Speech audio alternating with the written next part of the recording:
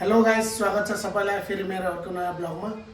आजको ब्लग चाहिँ के भने साथी हो, अब एक्जाम स्टार्ट हुनु आँट्यो नि त, फाइनल एक्जाम होइन नानीहरूको। अनि त्यही भएर आज बिल बुझाइदिउँ भनेर के मतलब फिस अब अलिकति रहेको थियो, कति 5,500 जति।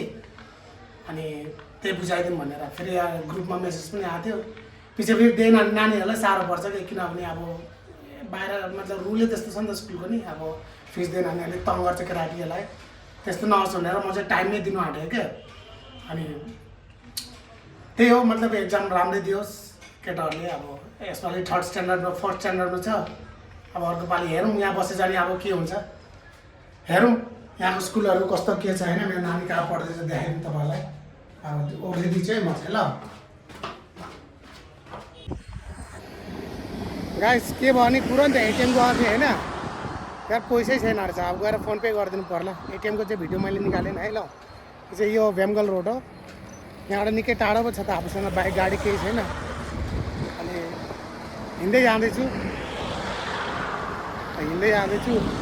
उता पछाडि देख्नु यो नि कलेज हो, स्कुल हो, यो पनि गभर्मेन्ट स्कुल हो। यो झन् त्यसै अगाडि बढौँ होइन।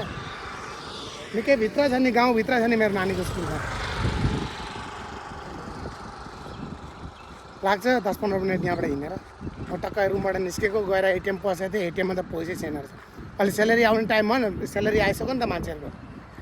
3-4वटा एटिएम चाहिँ पुरै खाली। त्यसै गरी यो अगाडि यो रोड हो, यो चाहिँ भेमगल जाने रोड हो। ऊ त्यो अगाडि मेन गेट स्कुलको। अनि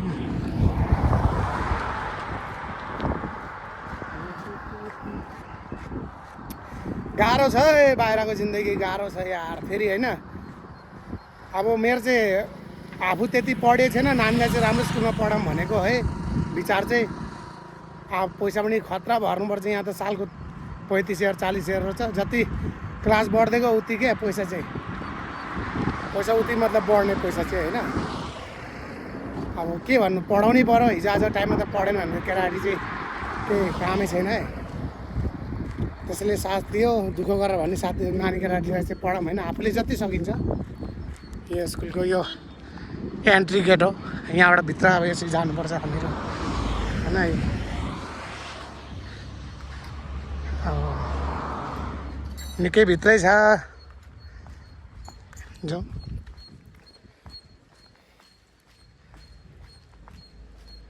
अहिले मेरो कति नानी अहिले 4th स्ट्यान्डर्डमा छ होइन। 4th स्ट्यान्डर्डको कति 35,000 दिँदैछु मैले, 35,000 महँगो अनि एक हिसाबले होइन।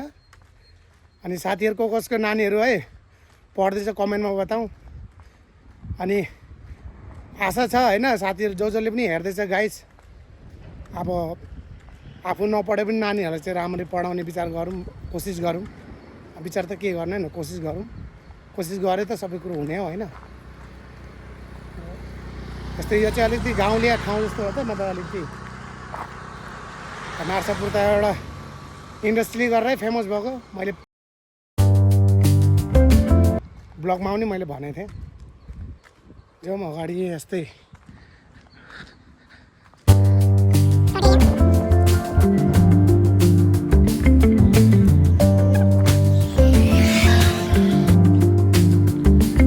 यहाँनिर चाहिँ कुस्ती हुन्छ क्या सालमा एकचोटि, तर पोहोर भएन। यसपालि हुन्छ कि पर हामी फर्स्टचोटि आउँदाखेरि चाहिँ भएको थियो यहाँ कुस्ती खेल्ने ठाउँ भनौँ न यहाँ होइन। अनि यस्तै हो, यता पनि एउटा गल्ली छ, यो पनि गाउँतिरै जाने बाटो हो। अनि यहाँ नाला, त्यो मैले पोखरी भने न, पोखरीको नाला यहाँबाट बग्छ यसरी।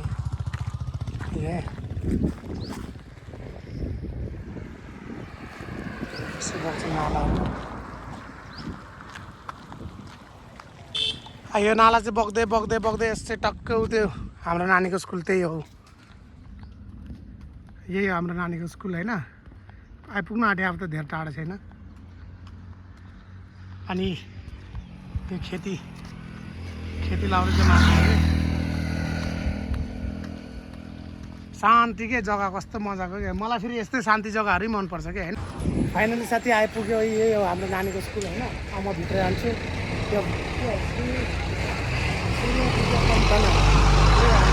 स्कुलको हजुर नजाराहरू है टक्कै यहाँ बच्चाहरू खेल्ने ठाउँहरू होइन प्राइभेट स्कुलै हो नि त यार अब नानीको अब यहाँ कति 3rd फ्लोरसम्म छ होइन अब नानी क्लास चाहिँ मलाई पनि थाहा छैन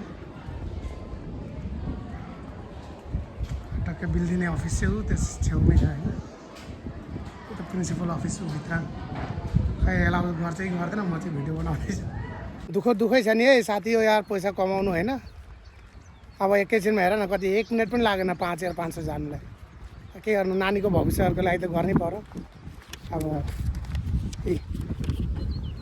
तिरे पनि मैले होइन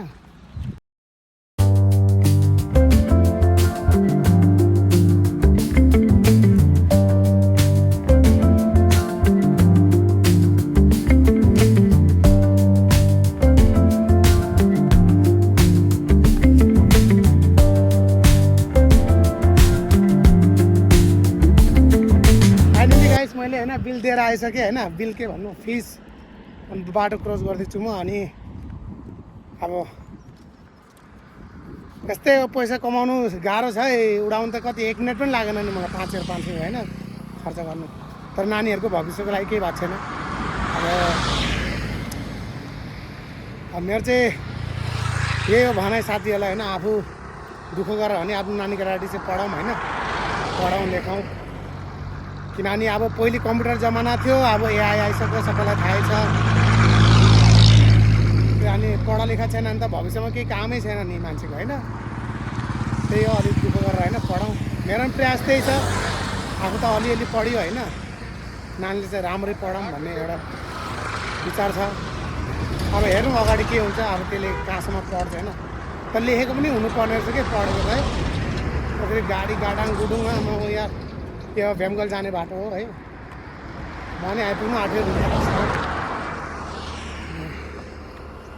घाम पनि चर्को छ आफूसँग त हिँड्दै जाँदैछु गाडी घोडा केही छैन आफूसँग फेरि इन्ट्रेस्ट पनि छैन मलाई त यार बाहिर ठाउँमा लिएर पनि के गर्नु लिनु त सकिन्थ्यो एउटा सानोतिनो 2 चक्के तर नलिउँ आफ्नै गाउँघरमा होइन लिए पनि आफ्नै गाउँघरमा लिउँ भन्ने होइन यहाँ बेकारमा समस्या मात्रै हुन्छ कि कहीँ यसो छसक्क छुइदियो भने नि घाँडो आफूलाई आइलाग्ने खालको ठाउँ हो त त्यहाँ त मान्छे त राम्रै छ त्यति नराम्रो त होइन यहाँको मान्छेहरू अलिक मतलब कस्तो नि अब उनीहरूको ठाउँ हो नि त होइन दादागिरी अनि यहाँबाट निस्किँदैछु हामी है गल्ली हो यो यहाँ चाहिँ सर्टकट पर्छ यो सर्टकट बाटो हो ल गाइस अब जति भन्नु थियो भनिहालेँ मैले अब त्यही हो अब बिदा लिउँ होला होइन अब यो मेरो ब्लग हो यदि तपाईँहरूलाई राम्रो लागेछ भने लाइक कमेन्ट सब्सक्राइब गर्नु होला तबतकको लागि bye thank you for watching अर्को ब्लगमा भेटौँला